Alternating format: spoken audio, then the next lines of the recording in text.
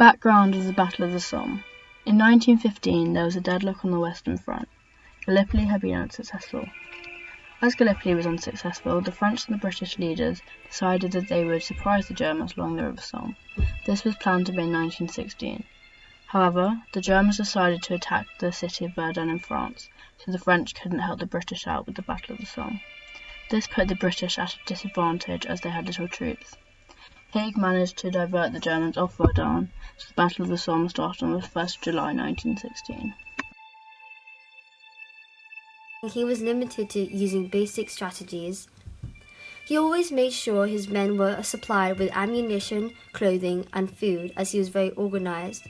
He consistently made sure there were medical services so the wounded could be treated as quickly as possible.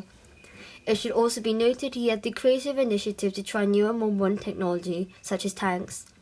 The most important fact in defending Haig is the fact he did win the war. The Battle of the Somme was unique because it wasn't just about winning, it was about trying to kill as many Germans as possible, a brutal but truthful objective. Haig had warned politicians beforehand that there was going to be a very heavy number of casualties, and in spite of the great many men who died, most of Germany's professionally trained soldiers and veterans died in the Somme. Haig had ripped out the heart of the German army. To strengthen the alliance between France and Britain, it came at the cost of casualties. Due to the recruitment of Powell's battalion, whole towns were wiped out, leaving very small amounts of young men left in these towns.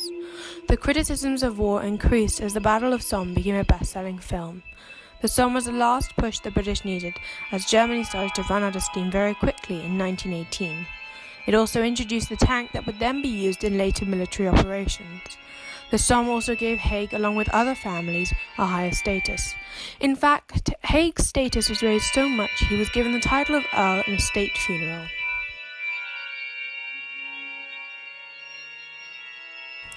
Many would criticize General Haig as he was being very stubborn.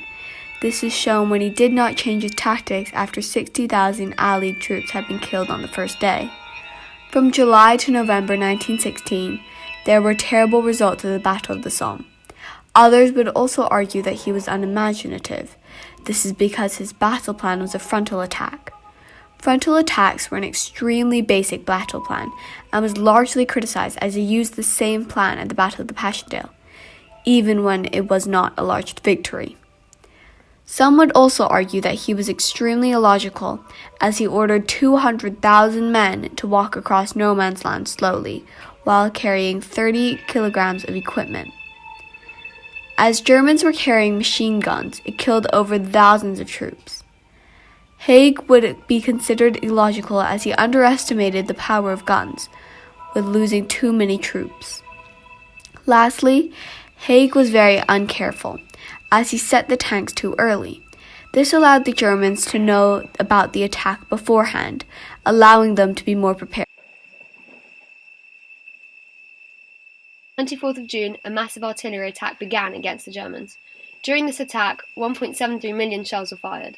However, what Haig didn't realise was that he had been firing at empty trenches and that the Germans were nowhere near them. The bombardment ended on the 1st of July and the British began to cross no man's land. However, the Germans immediately raced to the front line and began shooting from their machine guns. General Haig had also ordered 200,000 men to cross no man's land slowly while carrying 30-kilogram backpacks. By nightfall of the 1st, 57,470 Allied soldiers were dead. Despite this huge setback, Haig carried out a series of attacks between July and November, which all failed. In September, Haig introduced tanks. However, these also failed, as 29 of them got stuck in the mud. By the end of the Battle of the Somme, 620,000 Allied soldiers were dead, and 50,000 Germans were dead. The British only advanced about 15 kilometres along the Western Front.